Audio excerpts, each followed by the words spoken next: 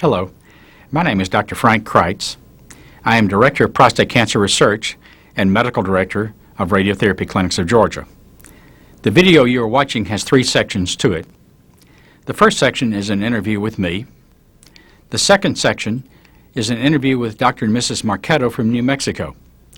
I think you'll find it to be very interesting, for Dr. Marketo is a surgeon, an obstetrician, who chose Radiotherapy Clinics of Georgia for treatment of his prostate cancer. The third section will give you an insight into life at RCOG.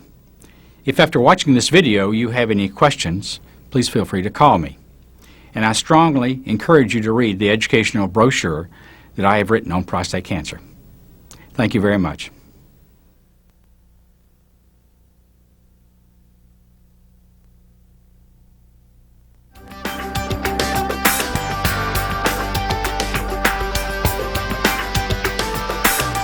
Hi, I'm Paul Ryden, and I'm joined today by Dr. Frank Kreitz. Now, many men and their families have turned to Dr. Kreitz to lessen their confusion about prostate cancer. Now, Dr. Kreitz, who is a radiation oncologist, is also the medical director and the director of cancer research at Radiotherapy Clinics of Georgia. He specializes in prostate cancer treatment and prioritizes educating prostate cancer patients about their treatment options. Over the next few minutes, Dr. Kreitz will answer a number of questions that he hears most often from men diagnosed with prostate cancer. Dr. Kreitz, tell us how you got interested in prostate cancer to begin with. When I first came to Atlanta in 1976, after finishing a 4-year residency training program in radiation oncology, I set up a practice, actually usual practice of radiation oncology. And then about a year later, one of the urologists I was working with suggested we start doing seed implants, which had been started in the early 70s in New York City. And we started doing seed implants. This is seed implants alone. Well, that didn't work out too well. And so in 1979, I came on this idea, let's give radiation after the seeds to try to activate these seeds more, or something like this. Now, I wasn't the only person to ever think about this. There were 2 other groups in the world who came up with the same idea. And they started trying to learn how to mix seeds and radiation afterwards, but they didn't know how to do it, and they had complications and had to quit. And this left us as the only group ever doing this.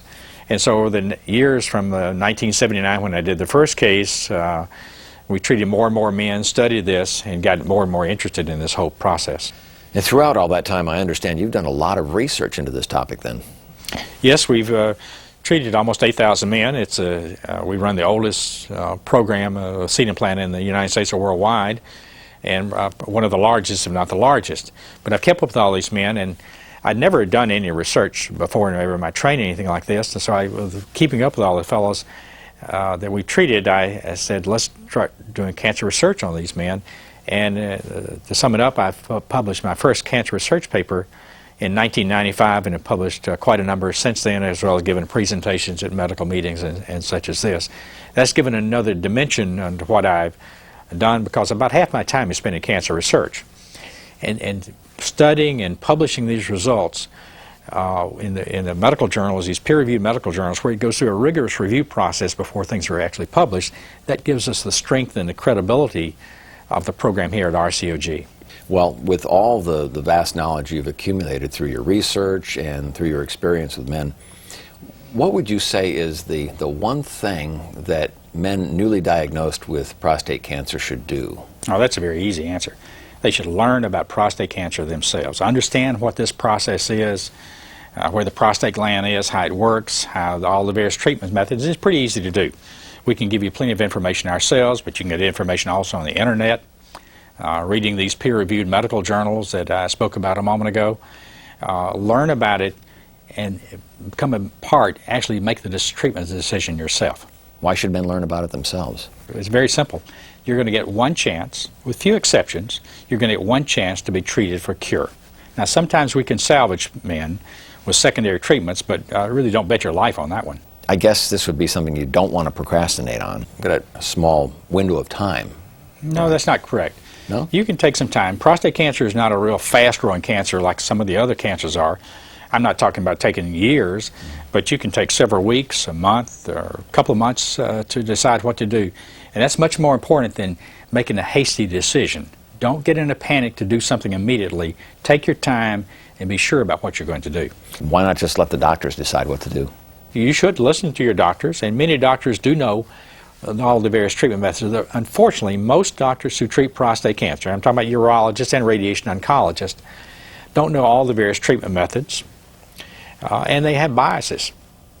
You go to a urologist, he's going to typically talk to you about surgery. That's what he does. You go to a radiation doctor, he's going to talk to you about radiation. That's what he does. It's sort of like buying a car. I hate to say this about the medicine. It's sort of like buying a car, though. You go to a Chevrolet dealership, he's going to talk to you about Chevrolets. You go to a Ford dealership, he's going to talk to you about Fords. You need to decide yourself. That's good. Going back to what I mentioned a moment ago, learn about this prostate. You need to decide yourself about what's the best way to be treated for you, and not rely strictly on the medical profession. Dr. Kreitz, what kind of treatment is done at RCOG? Well, we do a treatment process which I call prostacision, which means excision of the prostate with radiation. And there are two parts to it. First off, we do an iodine seed implant in the prostate gland, and we follow that 3 weeks later with the linear accelerator radiation. Now, what do you mean by a seed implant? A seed implant is a minor outpatient surgical procedure whereby with men asleep, we inject these little radioactive iodine seeds up into the prostate gland, and they're put there permanently.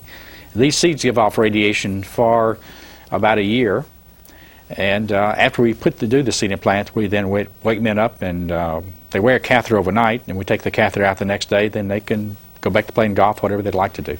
Now, accelerator radiation is something you also mentioned. What is that exactly? Well, that's what we do 3 weeks after the seed implant, and it's a treatment process whereby we use those pieces of metal in those iodine seeds as a target, and we give radiation directed to the prostate gland with these big machines called linear accelerators. We give that treatment every day, 5 days per week, Monday through Friday, none on weekends, for 6 to 7 weeks. It's sort of like getting an x-ray picture of your pelvis every day. Why do you do both together? Well, the reason we do prostacision, that is seed implant and radiation afterwards, is quite easy to answer. But first off, you must understand a little bit about prostate cancer. Prostate cancer starts, of course, in the prostate gland and grows in there, but after a period of time, it can eat a hole in the capsule, which is a covering around the prostate gland, and escape outside the prostate, sort of like yolk escaping through a hole in an egg. And it can get around the bladder and the rectum and such as this, and this happens often. 30 to 70% or more of patients will have what we call capsule penetration. And the problem is you can't detect this before treatment, so you rely on statistics for this. The reason I tell you all this is when you do a seed implant alone, the seeds radiate only inside the prostate. And if you have capsule penetration, it doesn't treat that cancer. With the follow-up radiation, we do treat capsule penetration because it radiates all around the prostate gland. So we're covering all the areas there. The second thing is that, as I said, seeds radiate only inside the prostate, but can they get rid of all the cancer cells in the prostate? That's where most of your cancer is going to be. What happens, when we give the follow-up radiation, not only to treat all around it, it radiates inside the prostate and intensifies that dose of radiation where the seeds are giving off radiation at the same time. Another way of thinking of that, it activates these seeds more to destroy the cancer inside the prostate, and that's where most of your cancer cells are going to be. Those are the reasons that why we give seed implants first, which gives off radiation for about a year, and start the accelerator radiation 3 weeks later, so you give them at the same time. So some doctors, though, only do the seed implants, right? That's correct, and with which I disagree. Again, because of the reasons I just cited, you could miss cancer cells or not give enough radiation inside the prostate for the cancer cells there. Seed implants can cure you, but the cure rates are around 50% when you really calculate these results. Basically, I think seed implants can cure some men if you have these little tiny cancers, probably cancers that really don't need to be treated. But if you have a more advanced cancer, and we don't know what kind of situation your cancers ever will be, if you have a more advanced cancer, you won't be cured by seeds. How do you know the prostacision works? Well, we do that by analyzing what we call cure rates. And our overall cure rate for prostacision, this is all men, any PSA, Gleason score, stage, whatever, is 85%. And that's the highest, or certainly one of the highest cure rates in the United States or worldwide for the treatment of prostate cancer. How do you determine cure? Well, it's real simple. What is cure? We go back to the PSA test. Remember, that's how we find your prostate cancers, through the PSA test in almost everybody. We use the PSA test not only to find prostate cancer, to find out how well you get rid of prostate cancer. And then basically what we need to do is get your PSA from whatever it is before treatment. The average is 7.1. is to get it to fall to 0.2 nanograms per milliliter and stay there forever. Go there, stay there. And we measure the cure rates at what we call the percent of men who have a 0.2 PSA 10 years later. And as I said, our overall 10-year cure rate is 85%. Now, do other radiation doctors calculate using 0.2? No. We're the only group in the United States who does calculate like this. Now, all the other radiation doctors calculate with this so-called ASTRO definition, which just inflates your cure rates. And I've demonstrated this in peer-reviewed publications, showed how we can inflate our results at RCOG if we calculated with the ASTRO definition, but we just calculate with 0.2. Our goal is if a man comes to talk to us about his options of treatment, we want to give him straight, hard, honest answers about what our results are, and that's why we calculate with 0.2. We don't use that inflated ASTRO result. Dr. Kreitz, how do urologists calculate their cure rates after surgery? Well, they calculate using the goal of going to 0.2, just like we do at RCOG. And that enables us, by the way, to be able to compare prostatectomy with radical prostatectomy. You have an apples-to-apples comparison, 0.2 to 0.2, where if you use the ASTRO definition like all the other radiation doctors, it's like apples to oranges. So what's the significance of the fact that you both are shooting for 0.2? Well, if you think about surgery, you're going to cut that prostate gland out immediately, and it's going to go to 0.2 as your goal. And that's where we get back to the term prostatectomy means excising the prostate with radiation. We want to go to 0.2 also. And the meaning of that is not just the meaning of the words, but if you go to 0.2, this suggests that you destroyed not only all the cancer cells, but also all your normal prostate cells. And the reason you want to do that is to prevent you from getting another brand new cancer later on. Well, where does all the information come from that you give to men as far as cure rates and that you use in your research? It's a lot of information. Well, as I said earlier, we've treated almost 8,000 men with this treatment process called prostatectomy over these past 25 years since 1979, and we've kept up with all the men we've ever treated. We see them every 6 months. Our mail questionnaires to them at getting their PSAs and how well they're doing and urinary function and all these kind of things. And we've taken all this information we've gathered.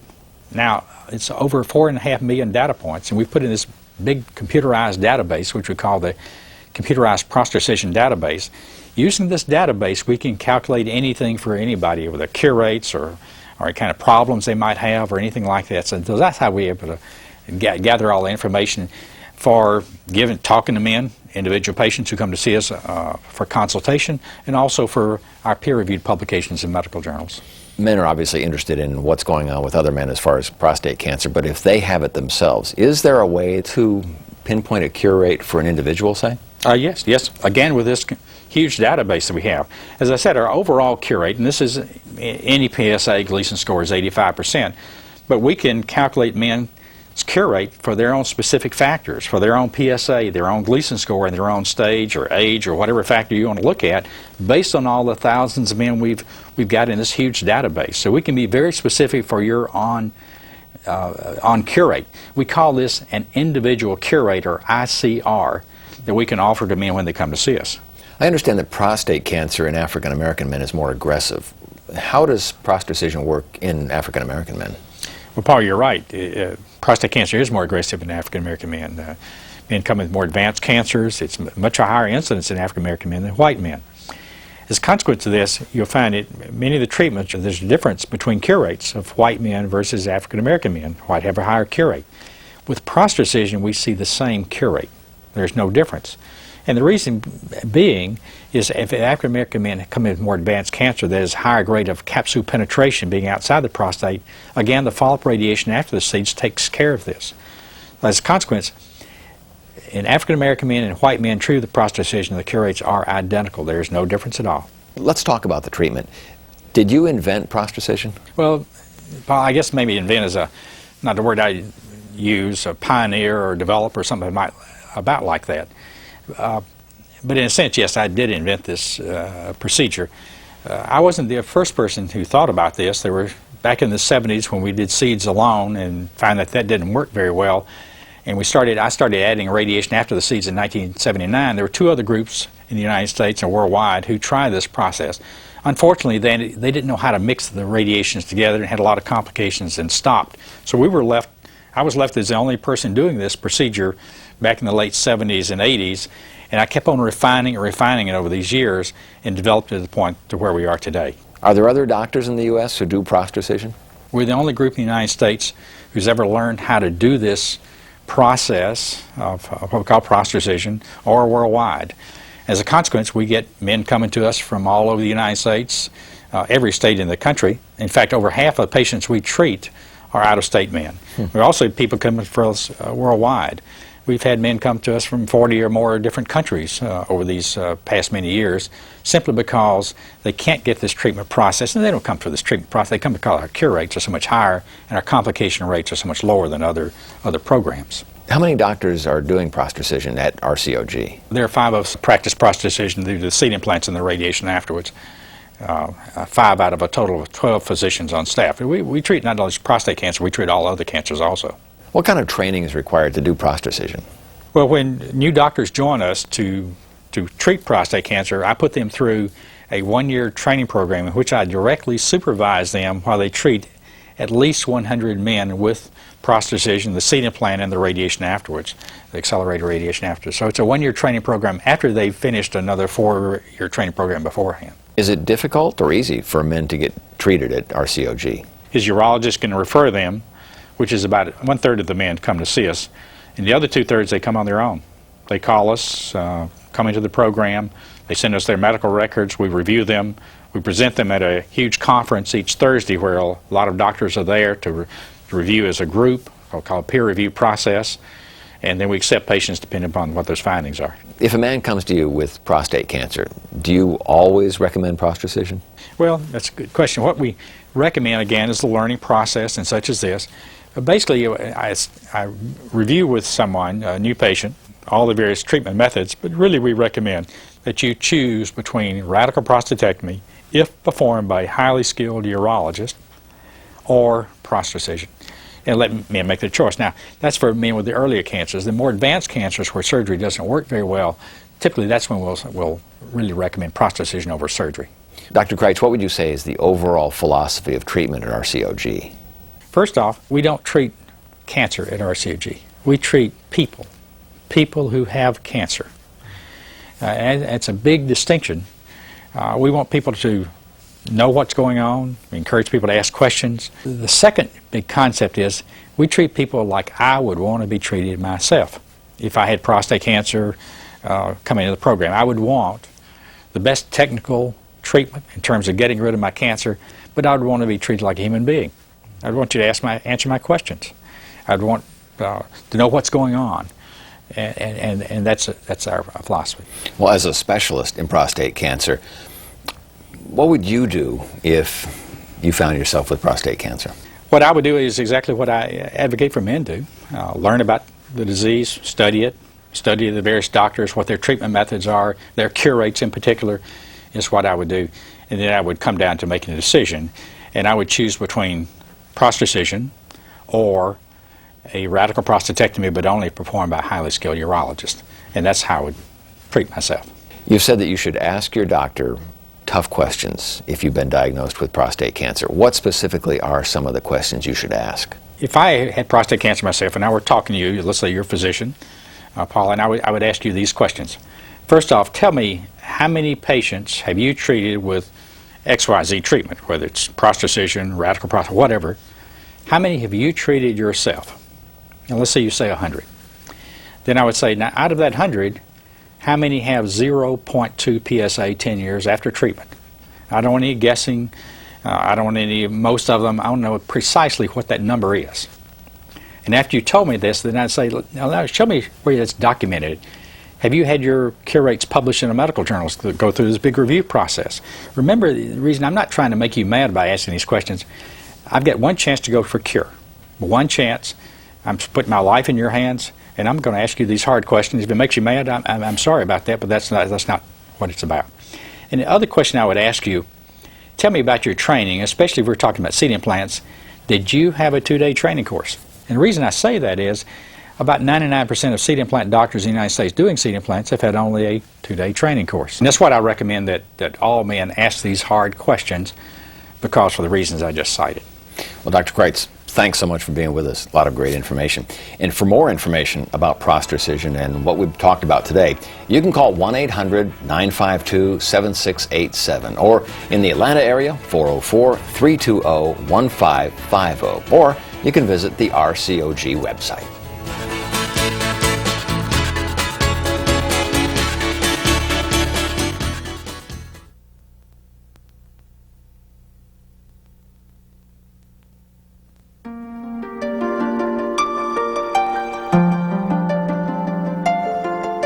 I'm a physician and have been in practice for 37 years before retiring, and an obstetrician gynecologist. So I've dealt with cancer in female patients for quite a number of years. My father has prostate cancer, so I was aware of the importance of having PSAs done, and had done that religiously over the last few years. For the first time in my life, then I had to take off my white coat. I became a patient. I talked to the head doctor at Loma Linda about proton therapy. I talked to the doctors in San Francisco about HDR, high-density radiation type treatments. I talked to the people at Johns Hopkins about surgery or watchful waiting, or even their external beam treatments. We talked to, read the literature and talked to people from Mayo's, MD Anderson. We wanted a center of excellence that only deals with prostate cancer. So that eliminated a lot of material that we were going through again. And as we did this, we thought, of course, about surgery too, and we thought, well, all surgeons aren't alike. All surgeons aren't equal, because the surgery reports that we kept getting in from wherever we got the information on surgery always quoted the same statistics. They quoted the statistics out of Johns Hopkins, that there's an 80% cure rate. Well, we know for a fact that the cure rates aren't 80% everywhere. It depends on where you are, and most physicians, most urologists don't really know what their cure rates are. Dr. Kreitz tells people to ask, how many patients have you treated, you personally, to the physician that you'll be speaking with, have you personally treated for prostate cancer? And how many of those patients that you've treated, their PSA fallen to 0.2 nanograms per milliliter and remained there? And of course it should remain there forever. Yeah, it should remain there forever. Yeah. And if they're quoting someone else, that's not what you want. You want to know that particular physician and what his cure rate, his personal cure rates are, not someone else's. That's the thing, that many other facilities use a different figure for cure rates. There's a group called the Astro group that uses a much different criteria of quoting cure rates. Well, if they were adjusted to the 0.2 as the same criteria that Patrick Walsh has at Johns Hopkins, their results would be a lot lower than what they're reported in the literature. You know, too, there's probably a lot of things that are out on the internet now, which is so popular, and that give statistics, and many of them could possibly be very false. And so you have to be very careful what you read. What is the source of your material that you're reading? Well, the thing is so interesting in medical literature, and I think that's probably true with anything. You can put anything on paper, but that doesn't make it true. And the only real way you can ever judge the accuracy of the reports is for what they call peer review. Is submitted paper, like Dr. Kreitz would submit a paper he's going to do fairly recently, and have it reviewed by other 5 specialists in the field, and they themselves will critique it and to see how accurate it really is. Anybody could write an article. A first-year resident, a urology resident, could write a paper, and that doesn't mean that it's been proven by his peers. And that's really the criteria you have to judge. Has this article, have these statistics been approved, have been read by your peers in your field? I think another thing that's so important is that the word cancer is so scary that as soon as a man hears that, they want something done now, right now. Like, can we do it tomorrow? Let's get this out of here. And that's an utter mistake for any man to follow that type of advice.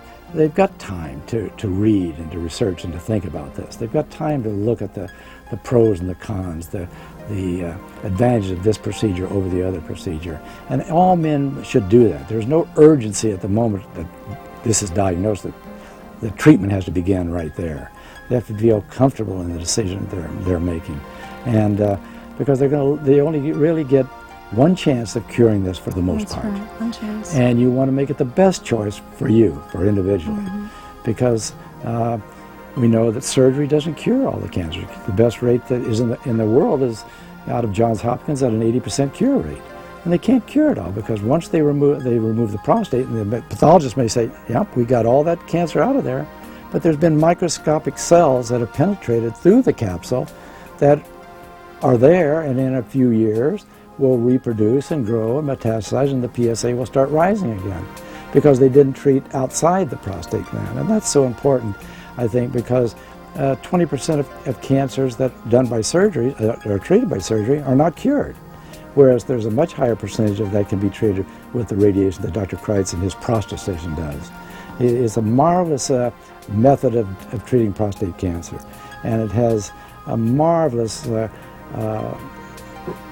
benefit to the patient's soul, knowing that they're getting the best treatment. They could go anywhere in the world. Dr. Kreitz, it isn't just that he concentrates on doing prostate surgery, but he has a training program that takes they do 100. That's right. 100 cases of seed implant, plus 100 cases of 100 patients, not cases, patients of radiation therapy, and all of the calculations that go with it, and that's quite an intensive time that this would take, at least a year, and before they pass his criteria to be allowed to work at RCOG. Many physicians that do seed implants have not had the proper training. They may have gone on a weekend trip or a vacation somewhere for 2 days and paid the cost of the fee of the $1,000 or so to see a video and watch somebody else do a couple procedures, and then come home and start doing seed implants.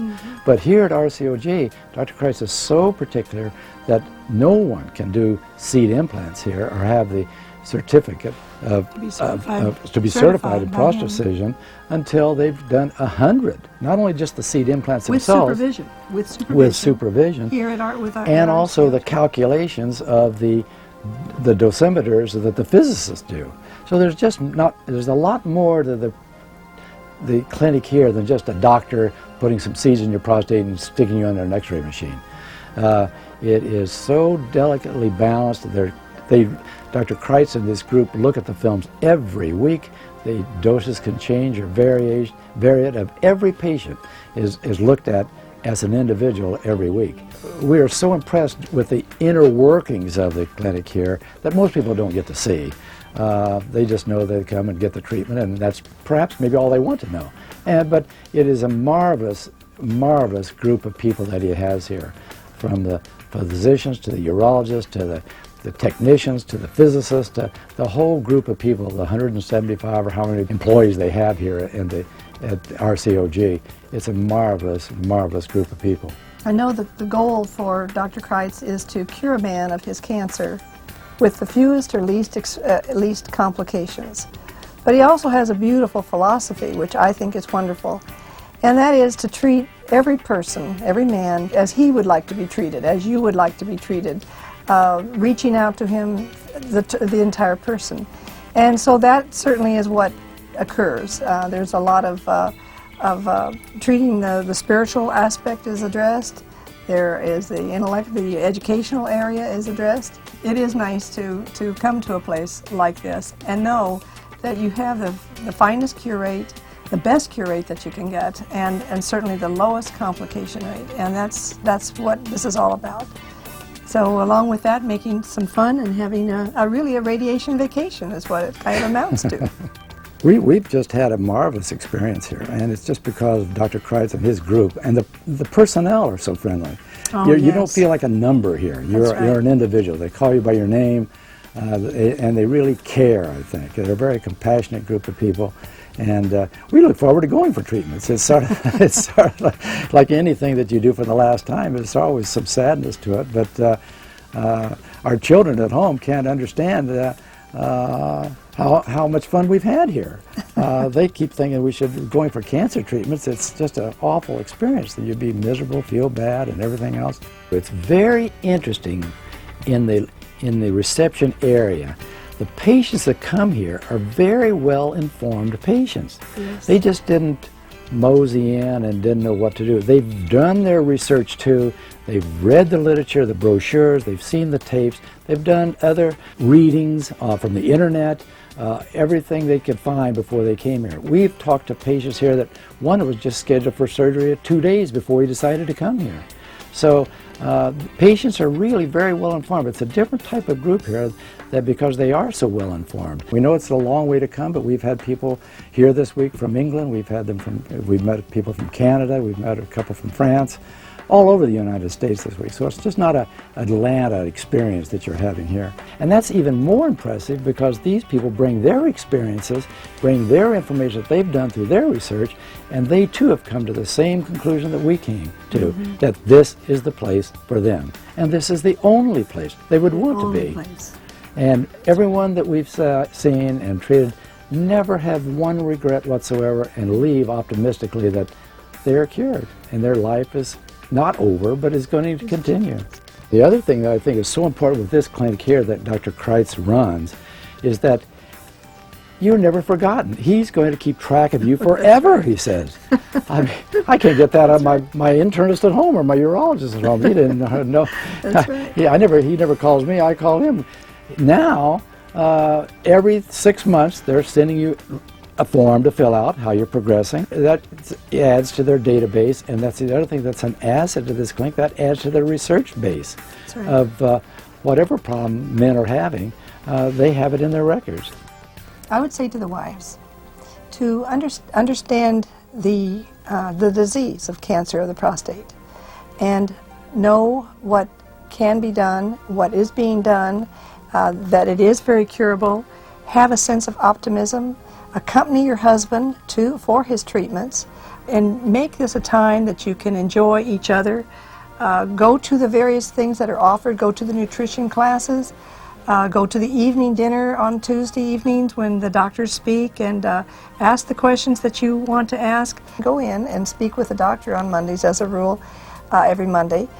Go in with them, and because sometimes the men won't speak up and won't ask the questions, and you know what he wants to ask or you know what he's been worrying about, and sometimes education gives you the power that you need to put your mind at rest and not be afraid. This is a wonderful opportunity for people to take advantage of.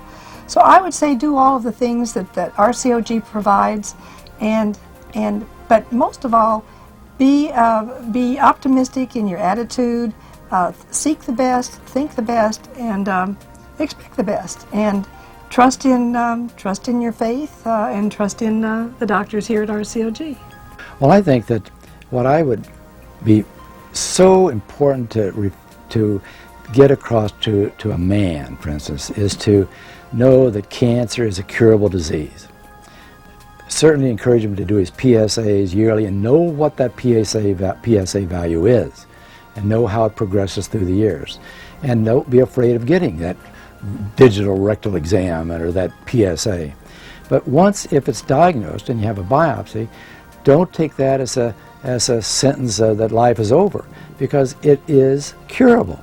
And the choice that you choose is a curable choice if you choose the right decision for you. Because there's a high rate of cure, there's an optimism in having a prolonged good health, a long life afterwards, and the quality of life will still continue. So it's not anything to dread. It's some time off out of your life, but they make it a very pleasant experience here. You can really look forward to the treatment with hope and optimism and assurance that you're going to be fine with God's blessing.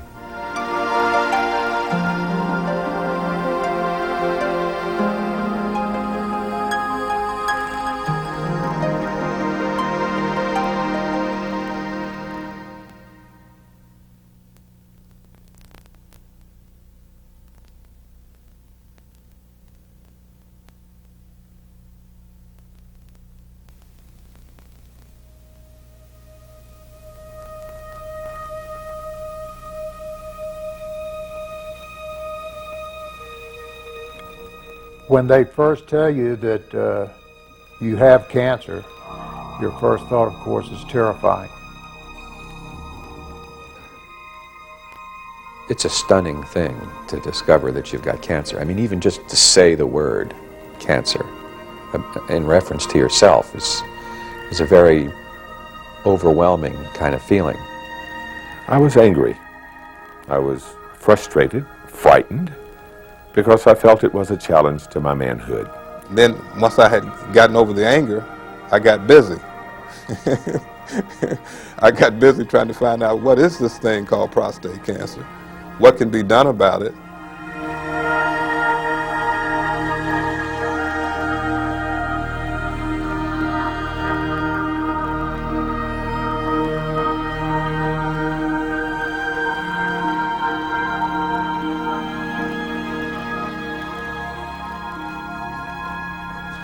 This year, almost 200,000 men in the United States will be newly diagnosed with prostate cancer, and approximately 40,000 will die from this disease.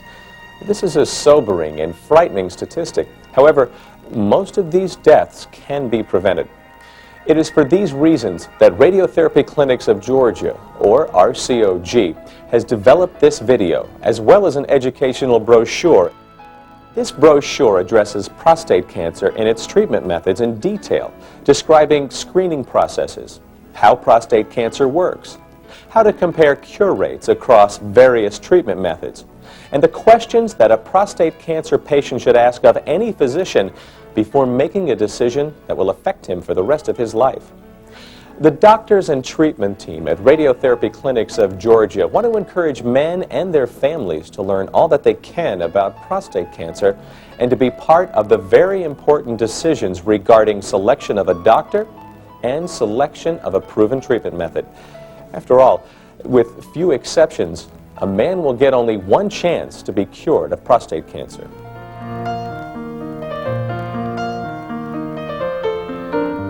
There are 13 different ways that prostate cancer is treated here in the United States today. A lot of doctors find it very difficult to keep up with all the different methods, the techniques, so men need to know about this themselves. You can learn about prostate cancer quite easily. You don't have to be a rocket scientist. This is a pretty straightforward, pretty logical disease. Went in for my basic physical, which I do every couple of years, and the general practitioner told me my PSA was a little high, and I didn't really know even what a PSA was at that time, so I said it was 6.2 and said I better go to a urologist to have it diagnosed further. The urologist determined that I would have a thing called a biopsy. He said, well, we just go into the prostate, which I had no idea where or what it was, and he said we just take a few snippets to check, and I said, well, check for what? And then that big word came up, cancer.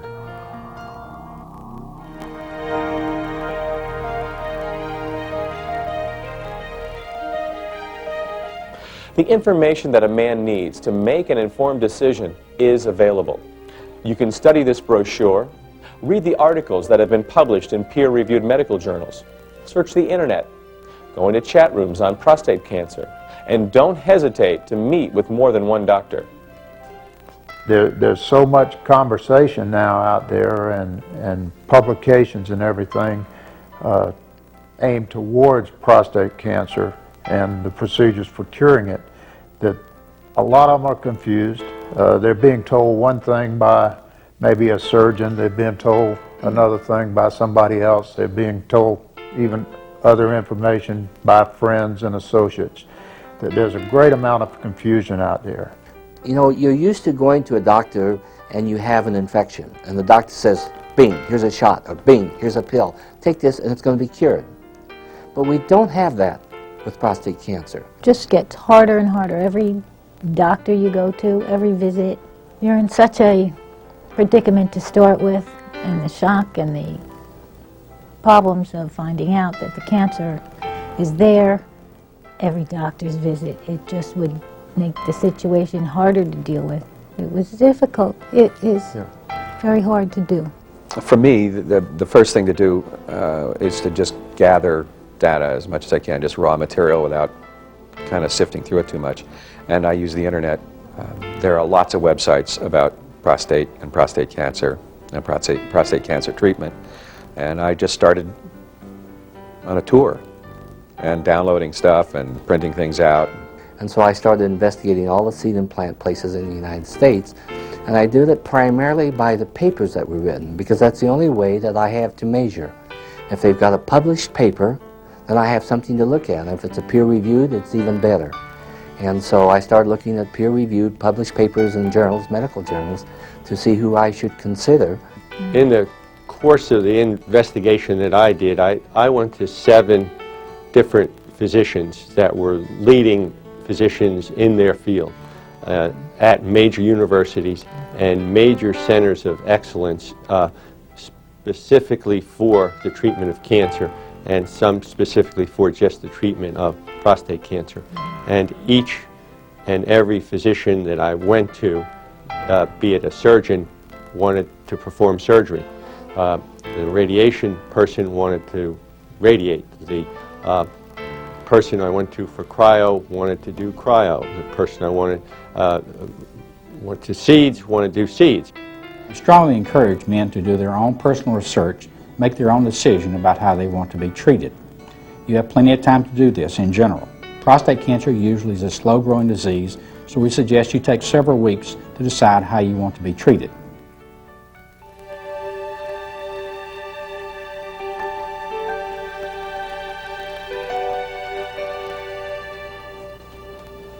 Today, many doctors disagree about which treatment is the most effective for prostate cancer.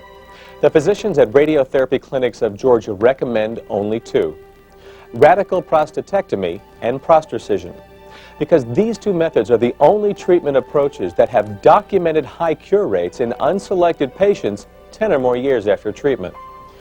For years, the principal treatment for prostate cancer has been radical prostatectomy, or the surgical removal of the prostate gland. In the hands of a skilled surgeon, a radical prostatectomy has a relatively high cure rate, but all too often it has major complications and side effects as well. Prostacision means excision of the prostate by irradiation. This treatment approach involves the logical integration of 2 separate methods of radiation. The first part is the seed implant, and the second part, which occurs 3 weeks after the seed implant, is conformal beam radiation. In effect, prostacision is like a radical prostatectomy, in that the prostate is removed, only it is done by means of radiation. Unlike a radical prostatectomy, prostacision is performed on an outpatient basis, and since no cutting is involved, there are relatively few complications. RP, radical prostatectomy, has really severe side effects for a high percentage of men. I don't know the number. The 2 main ones being incontinence and impotence. And neither one of those sounded like a really appealing possibility, but I didn't want to die either. I was told that a man of my age and circumstances was crazy not to have surgery. That was the language that our doctor used to us. So one of the first serious humps to get over was to kind of back off from this your own doctor's advice and adopt some sort of free posture of critical judgment for yourself. I learned I had prostate cancer at Johns Hopkins, and the discussion soon turned to my needing to have surgery. And in fact, I was scheduled for surgery and was assigned an operating room and a doctor. And then after leaving, it occurred to me that perhaps I should look a bit further before going into the operation. And so I started my search, which began with the internet, talking to other people who had prostate cancer and one treatment or the other, and discovered that actually there were at least one other alternative to having this radical surgery done. And that was something that was being called prostacision.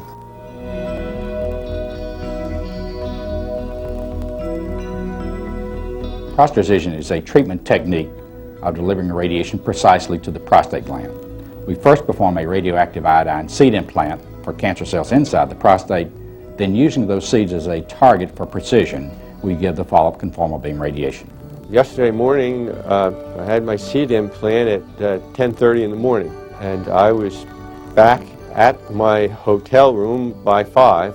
Didn't even have to stay in bed the whole time, but just kind of stayed close to home until over the weekend, went back to work on Monday and never missed a day thereafter. Walked out and got into the car, and my wife said, "How am I feeling?" I said, "All right, let's go shopping." We picked up some fruit juice and things like that, and went back to the place where we were staying and put on the HBO, watched some movies, and drank some fruit juice, and came in 10 o'clock this morning and had the catheter taken out, and we're going to go on a tour of Atlanta this afternoon. So as far as how I feel, boy, I feel relieved. And physically, I feel fine.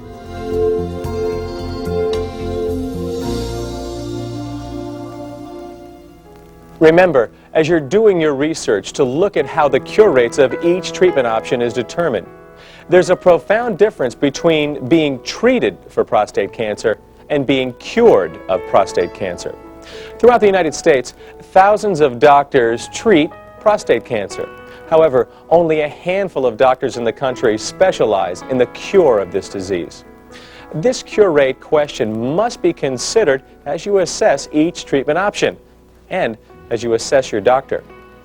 RCOG physician research papers published in peer-reviewed medical journals have documented that, with few exceptions, PSA nadir 0.2 nanograms per milliliter must be achieved for men to be cured of prostate cancer by seed implantation.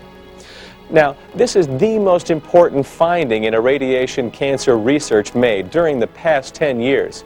In other words, and as further explained in the educational brochure, to be cured of prostate cancer after any type of treatment, whether surgery or radiation, a man's PSA must fall to 0.2 nanograms per milliliter or lower and stay at that level forever. If a man's PSA does not fall to 0.2 nanograms per milliliter, he has not been cured.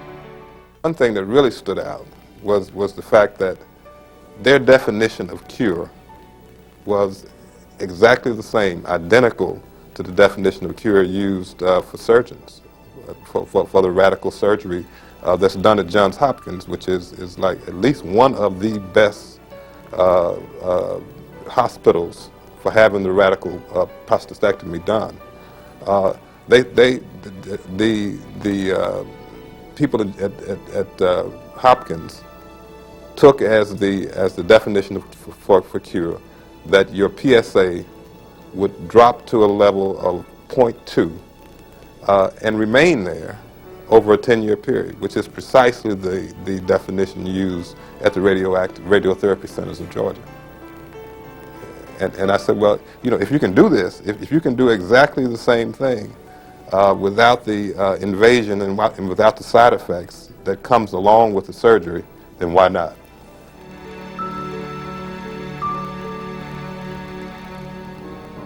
We administer, as far as we know, the oldest research program for the treatment of prostate cancer with seed implantation in the United States. We have been performing seed implants for over 20 years. Throughout this period of time, we've compiled all our data and published numerous research papers on our findings. But in my estimation, the most important finding that we have ever discovered is about the PSA nadir goal for radiotherapy of prostate cancer, especially with seed implantations.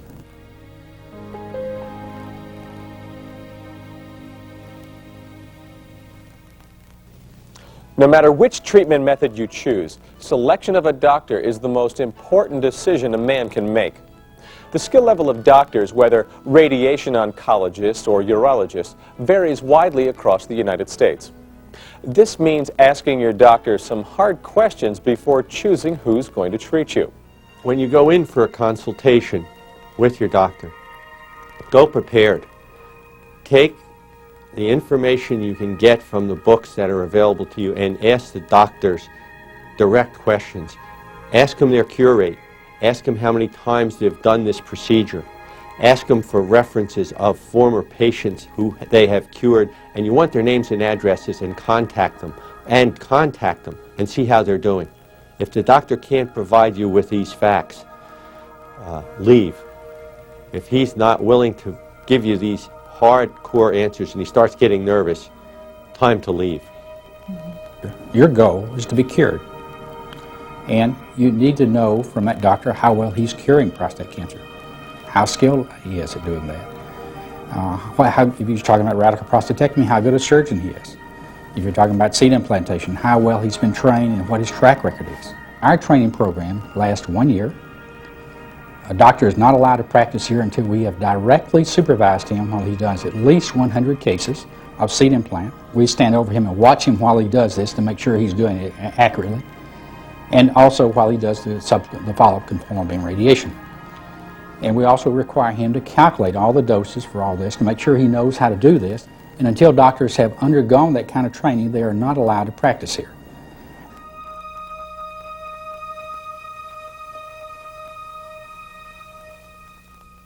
Men come to the radiotherapy clinics of Georgia from all across America and from around the world, often bringing their significant other for the 5 to 7 weeks of radiation therapy, depending upon the extent of the prostate cancer. These weeks are filled with educational and social events, which are open to all patients and visitors. RCOG physicians see this as key elements to treatment and cure. We developed the Integrated Prostate Health Program here at Radiotherapy Clinics of Georgia to give men and their families a structured and realistic way of incorporating changes that may impact their life in a positive fashion. Diet and nutrition are very important. Support is important. Getting to know other patients who have been there and done that. It's important to remember that this affects men, but it affects the women and the lives of the men. Wives and sweethearts and daughters and children, young children, or whoever's in your life is part of the process. The patient is a part of the treatment team, and in fact, in many ways, the leader of the treatment team. And one way that we're able to assume that position in the process is the empowering way that we're given information.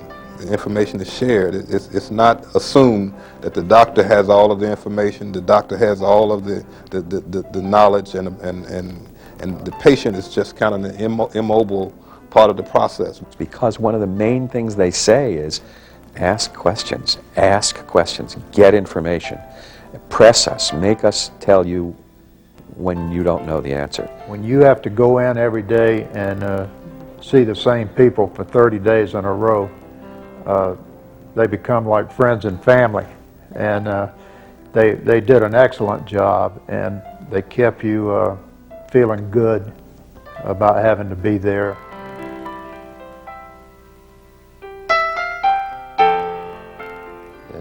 The obscure we see eventually. The completely apparent takes a lot longer.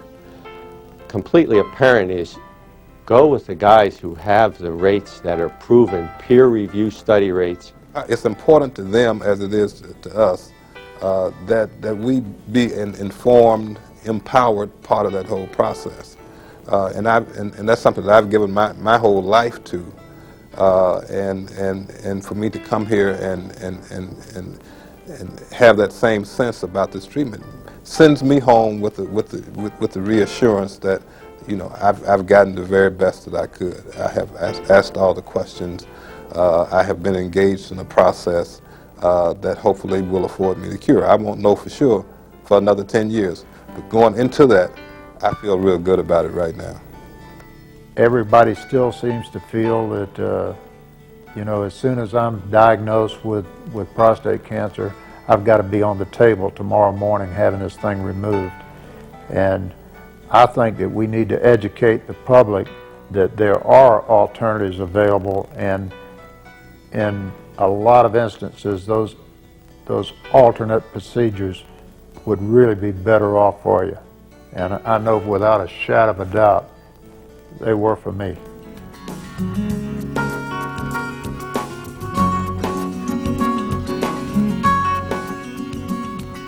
Don't panic. This is a slow-growing cancer. Take the time to get the information that you need. Find a lot of sources, talk to a lot of people. There are lots of us out there who have had it, and there are lots of guys out there who have had it who no longer have it because they got successful treatment. Ask around, take your time, make an informed choice, and get well. You can live a long and thorough life if you take care of yourself, look forward to those things that can go wrong, hope like heck they don't, but if they do, be assured that there is a treatment to give you relief so you can have many years of good health and a good quality life.